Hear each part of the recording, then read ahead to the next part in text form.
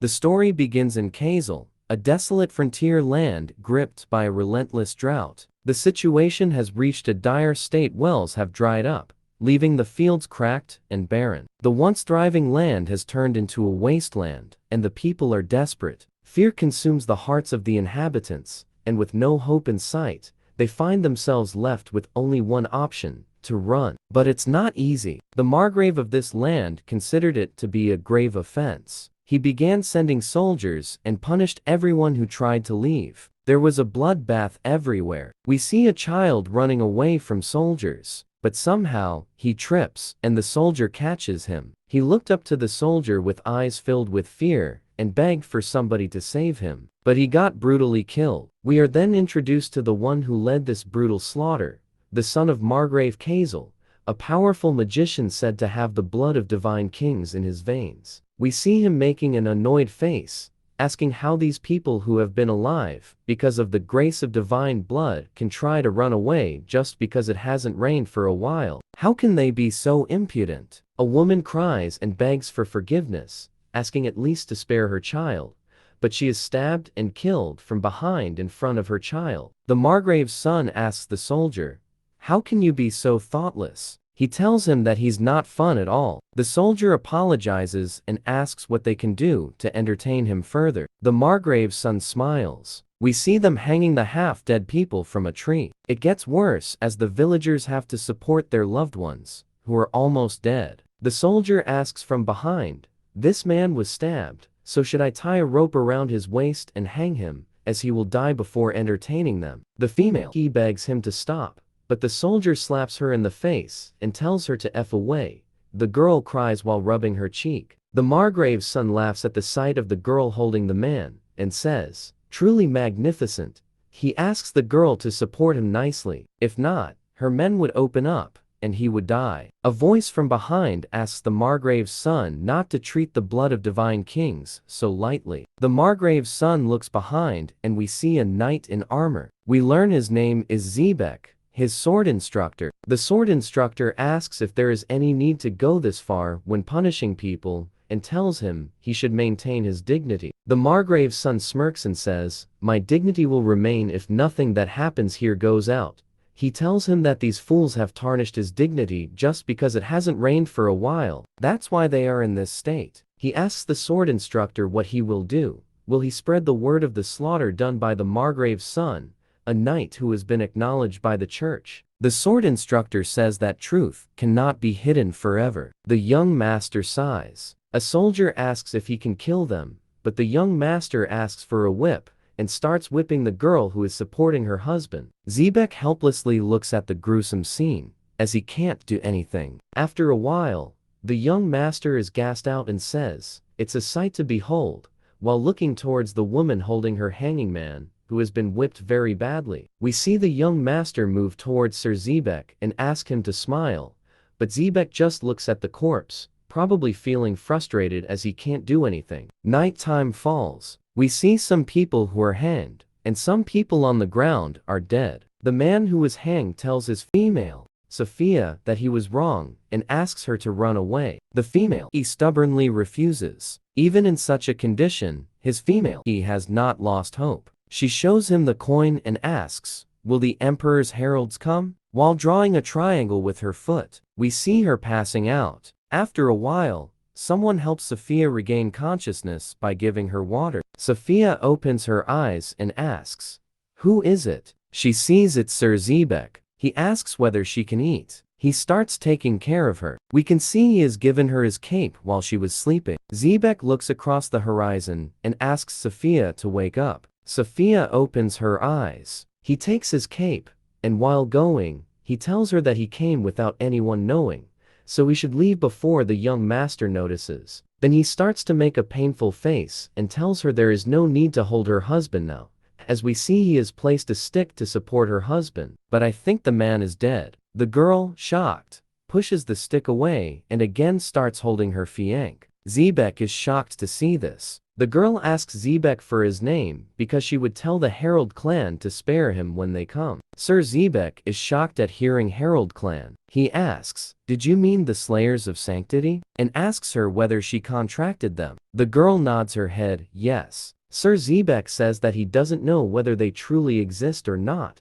but even if they do come here, the young master has 20 well-armed soldiers under his command. He mentions that the young master is one of the blue bloods, and says surely she is aware of how incredible divine blood is. The girl answers, even if he is a magician, the Herald clan is capable of killing him, as they too are magicians. And the reason they are called Slayers of Sanctity is because they were given the name after slaying the king bearing divine blood. Sir Zebec holds his head, and says she is not in her right mind, and anyone would be traumatized after such a thing. He formally introduces himself as Zebec, a holy knight of the king's church. He is not telling her his name to beg the Slayers of Sanctity for his life, but if they come here, he will fight them with everything he has. While walking away, he tells her he will come at night. The girl, while looking at his back, tells herself to just wait 2 more days, as the heralds will come in 2 days. The scene shifts to a peaceful village back before they suffered from drought. We hear a man giving a coin to Safia,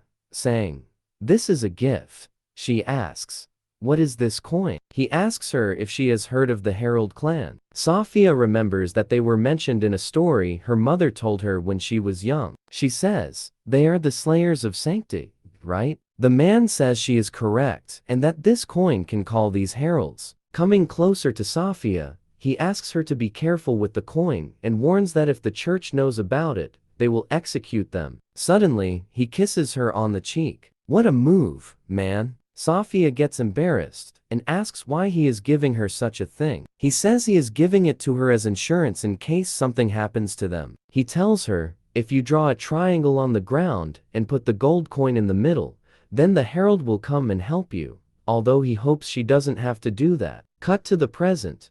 Safia is seen holding the coin, repeating, "Just 2 days, and if I hold on for just 1 day." Suddenly, she collapses, and we see her lifeless body. I hope that the herald comes and kills them in the most horrible way possible for what they did to our sweet girl Safia. The scene shifts towards the army camp, where soldiers can be seen laughing, bathing, and enjoying their time. Amidst them, we see Sir Zebec, who looks towards the sun and says, "It's hot today."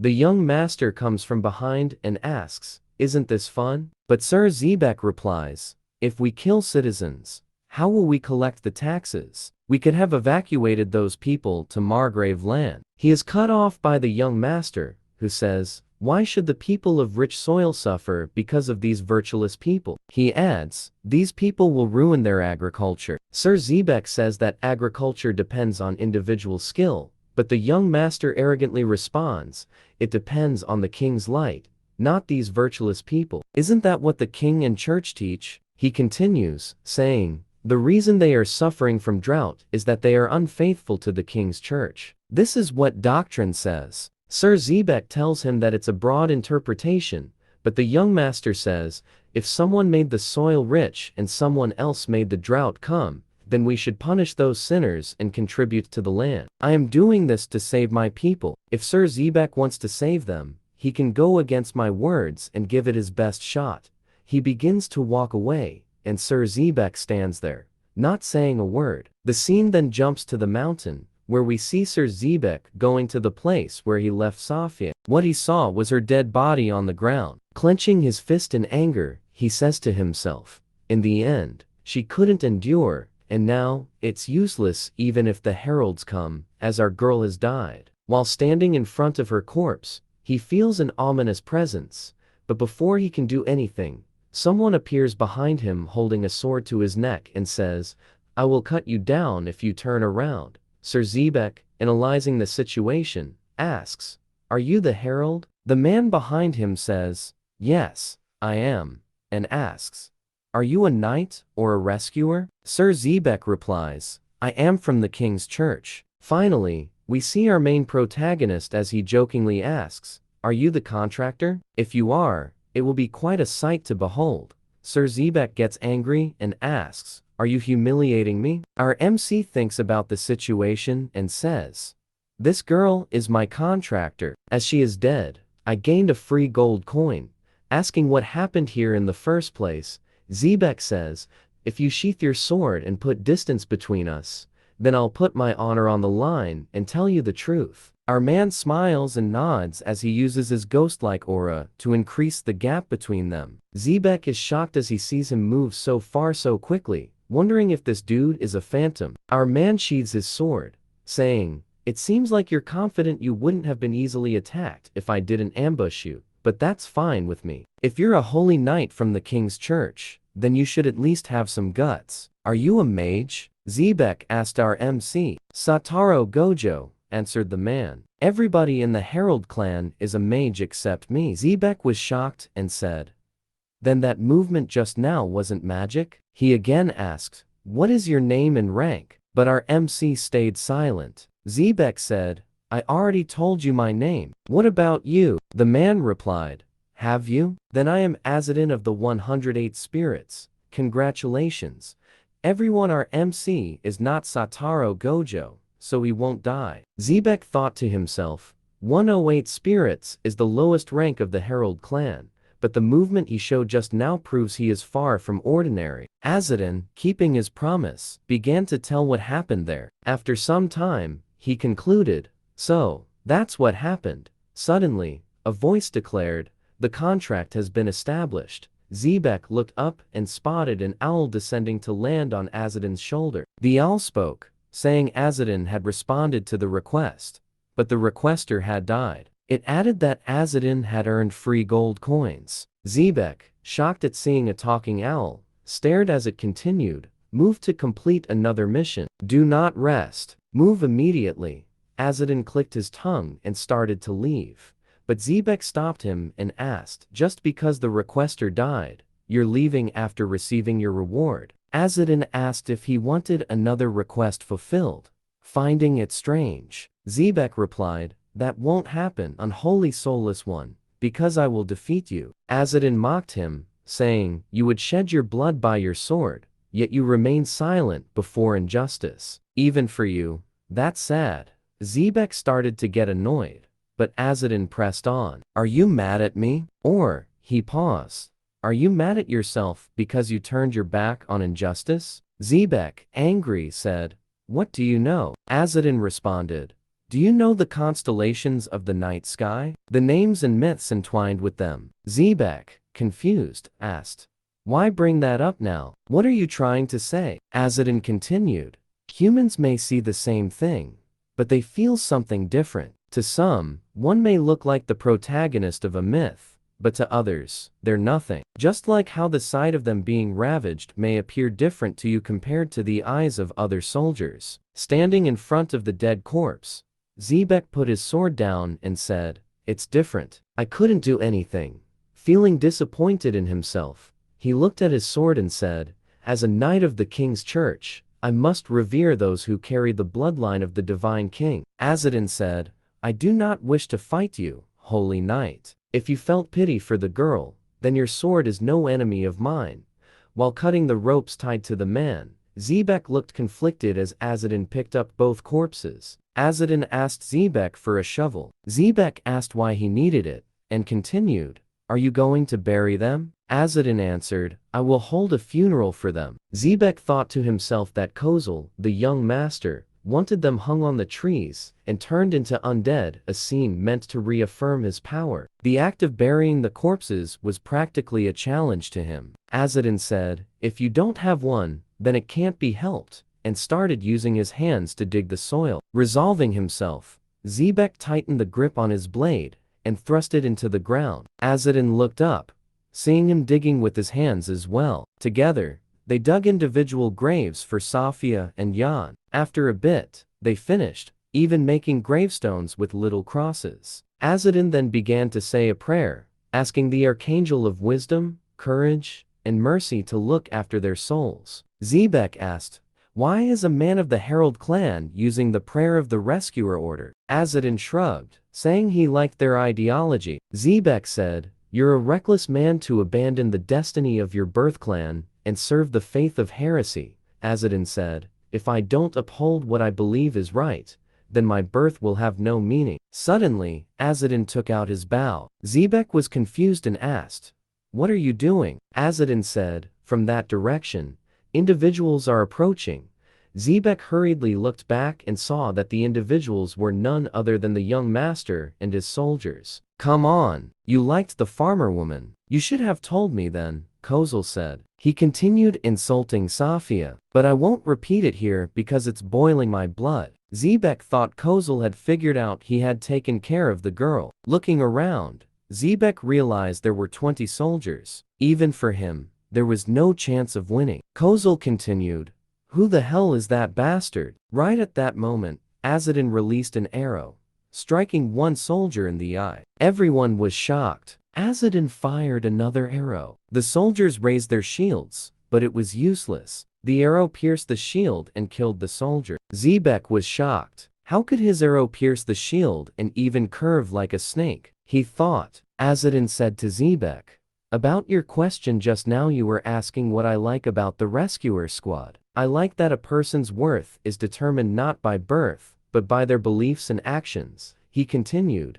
just like someone born with the blood of a divine king who rapes and massacres people cannot be considered noble. Kozel, now furious, yelled at Zebec to kill Aidan. While Aidan jumps in the air with the fantastic scene of moonlight behind him and prepares an arrow, he fires it, hitting one of the dudes in the eye. He then immediately straps 2 more arrows and kills 2 more dudes. As he starts to fall back down towards the ground, the soldiers, who are prepared with their spears, shout at him. But our MC steps on the spear and again jumps upward, firing 3 arrows. This time, he hits 2 dudes in the eye, and the last one goes. There, boys, you know where. He even sends 1 more arrow, which grazes Kozel's ear. He is terrified as he sees that none of the people he shot have been killed. His plan is to permanently disable them, as Aidan continues to kill soldiers. Kozel asks, who are you? Aidan appears directly behind Kozel,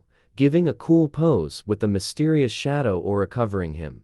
My name is Aidan. I am a herald. Hearing his words, both Kozel and the soldiers are shocked. As Aidan tries to reach for his arrows, he finds that he has none left. Kozel gives the order that now is the right time. He doesn't have any arrows, but our MC, being the cool dude he is, gives a Saitama punch to Kozel's face, and Kozel falls to the ground. Aidan steps down from his horse and starts to remove the string from his bow, wrapping it around his waist. A soldier comes from behind, trying to attack, only to get dodged and punched in the face. Aidan continues as he picks up the sword. I've decreased the numbers with my arrows, so if you are brave enough, then come. But suddenly, he remembers something. He stabs the sword at the crotch of the soldier he punched. Everyone makes a face and is confused, wondering why he is so obsessed with castration. Aidan looks at the soldiers, who realize that he is a crazy fellow who will cut their family jewels today. Meanwhile, the owl watches the whole battle. After some time, when everyone has their balls covered, Aidan moves toward Kozel, who is trying to run away. He says, you waited a long time, didn't you? Trash like you who inflicts pain on the people. Kozel is interrupted by being pissed, turning around and using some kind of yellow magic which blinds everyone around them. The soldiers feel like they are going blind. He does some rubbish typical villainy talk, but Aidan, being the cool MC, just swings his sword and cuts Kozel's balls, which was seen. I have waited for a long time, and now am somewhat satisfied. Kozel looked down and realized where he has also been castrated as blood starts to drip. He screams in pain and asks, what have I done? Aidan replies, are you mentally challenged? You still don't know what I did to you. He grabs Kozel by his hair. Kozel tells him to stop and asks, what do you want? Money? Women? Swords? I will give you anything. I am the descendant of the sacred Yiga's holy family. Aidan replies, unfortunately, I am a slayer of sanctity, a herald. Hearing these words, Kozel is shocked. He sees Zebec standing behind Aidan and asks, what are you doing? Help me. But Zebec replies, I can't see. Hearing this, Kozel bursts out, I am a noble. I am from a sacred bloodline, just because of what I did to those commoners. Aidan, seeing this, says, I think you will still continue to live with vigor. Kazel wonders what Azadin means as we see Azadin slashing both of his eyes. Kazel screams in pain before passing out from the agony. Azadin says, I don't have a contractor, but I think I've been considerate. The Emperor's law has been fulfilled. Zebec then draws his blade and says, I am a knight of the church. I cannot let you leave. Who speaks of the Emperor's law? No matter what righteous deeds you perform. Azadin drops the blade in his hand and says, you aren't like the other knights of the Church of the King. Zebec, pissed, shouts angrily, you dare insult me? Azadin says, no, it's a praise. The other knights of the Church of the King are nothing more than people who are forcefully expelled from their homes due to matters of inheritance. Before Zebec could reply, Azadin, shrouding himself in a ghost-like aura, says, will you be able to follow after? And adds, let's meet again if fate wills it. Sir Zebec. Once the aura settles, Azadin is nowhere to be seen. Zebec, talking to himself, says, nobody was able to kill Azadin of the Herald clan. We were left with permanent loss. Looking at the battlefield, remembering his words, he says, he is not wrong, and sighs a breath of relief as he feels a weight off his chest. The scene then jumps to a castle where people are asking their lord to exempt them from taxes this year. All the people are running away, and those who have starved to death are wandering the streets as undead. They continue that they have been overrun by thieves and monsters and cannot afford to pay taxes. The lord waits for a second and says, how shameless, as we are introduced to Margrave Kazel. Looking annoyed, he says, at this rate, you would surely be asking for rations as well. The people are shocked. One of them says, please excuse us, we are at our wits' end.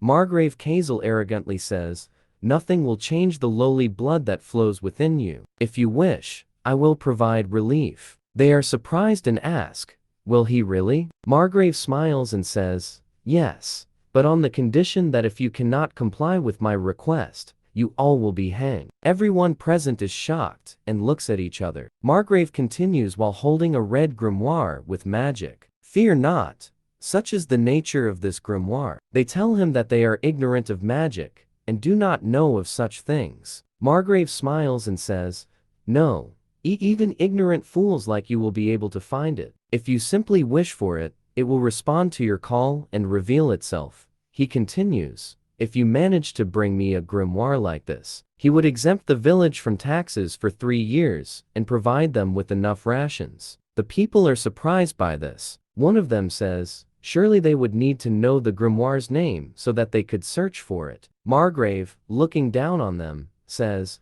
a copy of the Book of Divine King.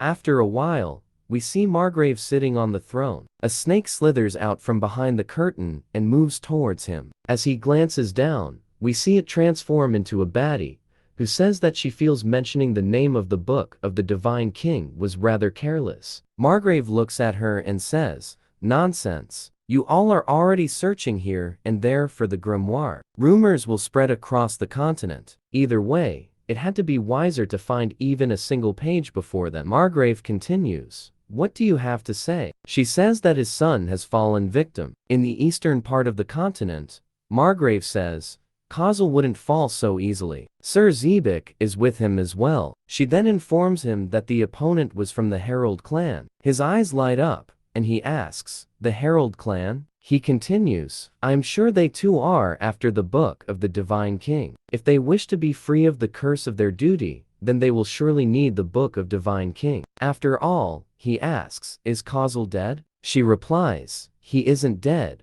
but both his eyes and his balls are gone. What will you do? She asks. Margrave extends his hand and says, send soldiers to their vicinity and kill the Herald clan. She says, while holding his hand, that she will make contact with the commander. Margrave pulls her into his lap and says, command someone else to do it. If my child has been castrated, then he can just make another. She starts to smile. Alert, alert, alert. Things are looking hot ahead. Just kidding, guys. The scene cuts off to somewhere else in the territory as we see Azadin, who has no water. He sighs, saying, this is bad, and at this rate, I'm going to die of thirst. He asks the owl why he had to put on a show, saying he'd make it in 2 days.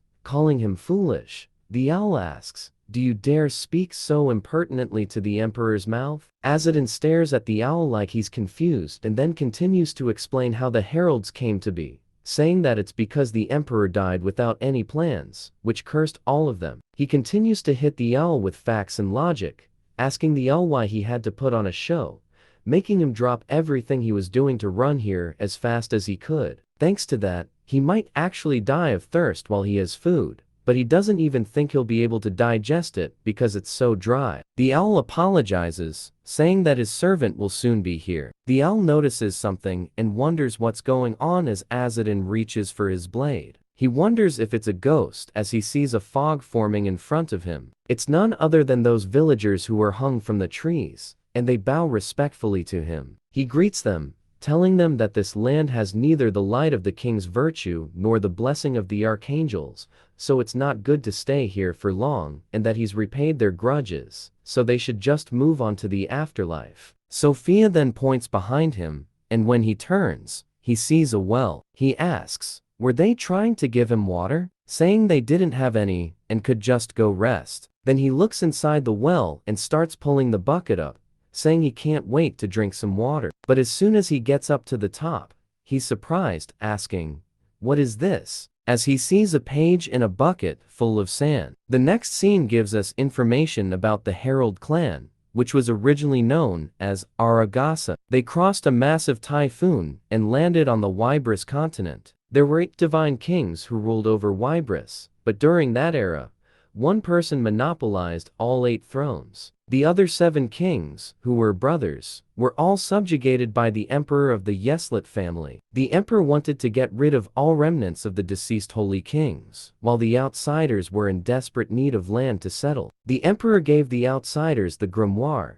the song of the yellow bird, and a spirit called the emperor's voice. In exchange, the outsiders signed a contract with the emperor and became heralds. With that, the Argus's hands were ruthlessly stained with the blood of the gods, becoming the emperor's sword and executioners. They personally executed the wicked nobles who went against the emperor's law, a horrific sin in the eyes of the citizens of Wybris, who believed in the afterlife and the cycle of eternal life. After some time, the emperor died, and the empire split into 8 separate kingdoms again. The Argos were despised by everyone on Wybris, and the heralds fell into disgrace, being called soulless. Despite their fall, they faced an unexpected problem. The contract with the emperor remained in effect, even after his death. The heralds were still bound by this eternal contract, forced to serve the emperor forever. The scene returns to Aidan, who found a page of the book of the divine king in the bucket of sand. He says, "This is the page of the book of the divine king. Is this the source of the emperor's power?" He waves at Sophia, asking them to rest in peace. While examining the page, he wonders, if I collect this, will I really be able to escape the curse of duty? The owl responds, saying it's rude to call it a curse, as it's an honorable duty under the contract. Aidan retorts, "This just had to fall into my hands. Fate isn't a joke." The owl asks why Aidan doesn't seem happy, pointing out that heralds desire the page. We learn the heralds' goals: to carry out their duties and collect 100,000 gold coins, and second, to acquire the book of the divine king. Achieving these goals would free them from the curse of duty. However, Aidan is worried that the knowledge of the book is spreading throughout the world. Aidan reveals that the reason the book of the divine king was torn apart was because of his father. As he walks through the barren land, 2 children watch him from afar. They recognize him and whisper, "That's him, the son of the clan's worst traitor. He's talentless, powerless, and stupid." The girl asks the boy beside her if it's true that Aidan can't use magic, and if he's really cursed. The boy replies that he doesn't know about being cursed, but is sure Aidan can't use magic. The girl continues, "I heard he wet the bed until he was 8 and can't even tie a bowstring." Smirking, she adds, "I doubt he'll ever be able to carry out the herald's duty." The man with them calls out to the girl, addressing her as Midiam. He says, "There's no need for you to work for the lowest ranking herald when you're a relative of the contractor." Midiam takes her arrow out and says, "Shall we test his skills?" The boy protests, "A worker can't attack a herald." Midiam laughs and replies, "Who cares? If I win, his position will be mine. There's no way I'll lose." She takes out the arrowhead from her arrow. The boy reminds her, he's the student of the fussy elder Kazas. There's always an if in every situation. Midiam dismisses him, saying, "It doesn't matter how amazing Kazas is. An idiot is still an idiot, even if he trains for 10 or even 100 years. And to think the son of a traitor who can't even use magic is a herald. He's just taking up space, preventing competent people like me from becoming heralds." She launches the arrow. It flies toward Aidan, but she immediately hides behind the rocks. When she peeks out to check what happened, a small rock hits her forehead, and she falls. Aidan stands before her and asks, "Are you the one who shot the arrow?" Holding her head, she replies, "It was just a greeting," wondering how he got there and why she couldn't sense his presence. She also notices that the arrow she shot is now in his quiver. Aidan asks for their names. The girl answers, "I am Midiam of Ether," and the boy adds, "I am Ishmael. We're assistants who have come to assist you." Aidan asks, "Assist me?" While throwing the arrow back, Midiam mockingly says, "I just wanted to give you some arrows since your quiver looks empty. Isn't that the best assist?" Aidan sighs, saying, "It seems like you applied to be my assistant because you were bored staying on the Holy Land. Go home, kiddos." Pissed at the word kiddos, Midiam shouts, "I'm sure I told you I'm from the Ether bloodline." Aidan turns around and says, "Don't you know that bloodlines have no meaning to heralds? If you've come to work for me, you are now my subordinates. And you even shot arrows at me. Perhaps you need to be taught what happens when you do something like this outside the Holy Land." Midiam, surprised, wonders if he's really the person others mocked and bullied. He continues, "If you want something from me, show respect either as a member of Argos or as my enemy. Which will it be?" Clenching her teeth, Midiam apologizes for her rudeness. Aidan accepts her apology but warns her,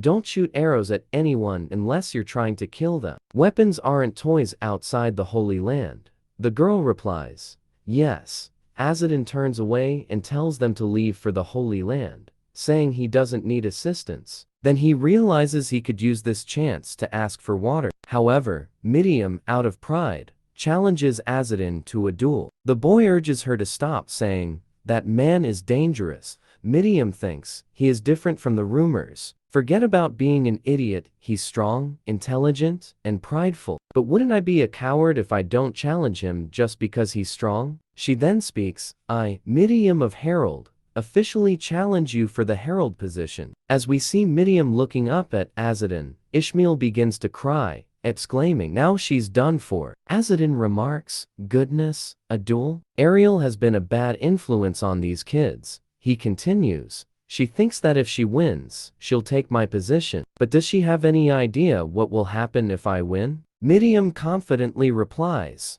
"Of course. Everything that is mine, including my life, will be yours. I'm prepared for that." Aidan sighs. "While Ariel is indeed a problem, it's an even bigger problem that you're underestimating me. Give up before it's too late. Ariel is the only one who could win against a herald." He adds that while he's aware of his less than stellar reputation, he wasn't given his position for nothing. Midiam turns and begins to walk away. Ishmael, confused, wonders what she's doing. After a short distance, she stops and declares, "We're now 100 steps apart," reissuing her challenge. Suddenly, the owl speaks, announcing, "The duel has been validated." Both Midiam and Aidan are stunned. Aidan asks, "Is this serious?" Ishmael, terrified, explains, "That's the Emperor's voice. It's the spirit assigned to each herald. With the Emperor's voice as a witness, turning down the challenge is impossible. This is not good."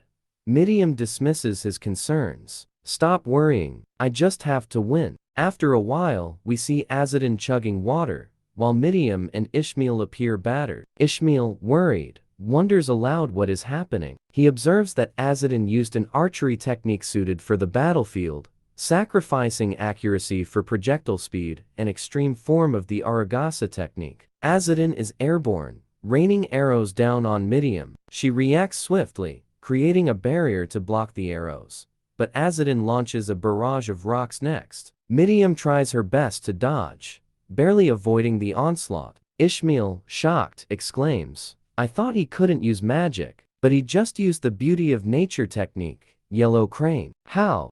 While Miriam gasps for breath. Suddenly, she senses an attack from above and barely dodges. She runs toward a boulder, thinking she's predicted Azadin's position perfectly. However, when she strikes, she realizes it was only his shadow, a trap. Azadin appears behind her. Miriam tries to counter by summoning a magic circle, but Azadin pushes her away, grabs her hand, and delivers a powerful punch. It's over, he declares as Miriam is sent flying into a rock. Ishmael, enraged, shouts, How dare you? You, the son of a traitor, just struck someone of the most noble bloodline. This is unforgivable. The owl announces, the duel is over. Miriam of Ether, who challenged the herald's position, has lost. Now, her fate lies in Azadin's hands. Ishmael, who interfered in the duel, has also become Azadin's property along with Miriam. Full of anger and humiliation, Miriam reaches for a dagger at her waist and attempts to stab herself in the throat. Azadin swiftly throws a rock, knocking the dagger from her hand. As it clatters to the ground, he says, I knew you'd try something stupid. Miriam drops to her knees, feeling hopeless. Azadin declares, You don't even have the right to die now that you've lost. You'll only die when I allow it or when I die. Did you really challenge me without knowing this? She clenches her teeth, her voice caught in her throat, and tears begin to well up. Azadin observes her silently. She's an interesting kid. He tosses the water pouch back to Ishmael, saying, I think that's enough to teach them a lesson. I'll free you both. Miriam and Ishmael, stunned, ask if he's serious. Azadin confirms, adding, I just want to pretend the duel never happened. It'd be bad for you if this went down in the records. The two sit in silence, realizing he's right. Azadin begins walking away, heading across the barren land. However, they continue to follow him. I told you, I don't need slaves. I've given you freedom. Go back to the Holy Land, Azadin says. Miriam, undeterred, replies confidently, You've just let a beautiful and talented young girl like me go. Are you crazy? Ishmael cringes, muttering, This is some serious second-hand embarrassment. Azadin retorts, I don't know about the beautiful part, but if you were as talented as Ariel, you wouldn't have lost. But hey, there are plenty of guys who like younger girls. There are even cultures with early marriage customs. Not my thing, though. Next time, think before proposing a duel. Better yet, just assassinate whoever you want to fight. Ishmael, surprised, observes, He talks a lot more than I expected, but it does seem like he's genuinely concerned. He notices Miriam trembling and then blushing. This is new, she murmurs. Ishmael shakes his head, exasperated. I think there is something wrong with this girl in the head. Ishmael just wonders what the hell is going on. Things are getting interesting. If you're enjoying the manhwa, don't forget to like the video, subscribe to the channel, and stay tuned for the next part. See you soon.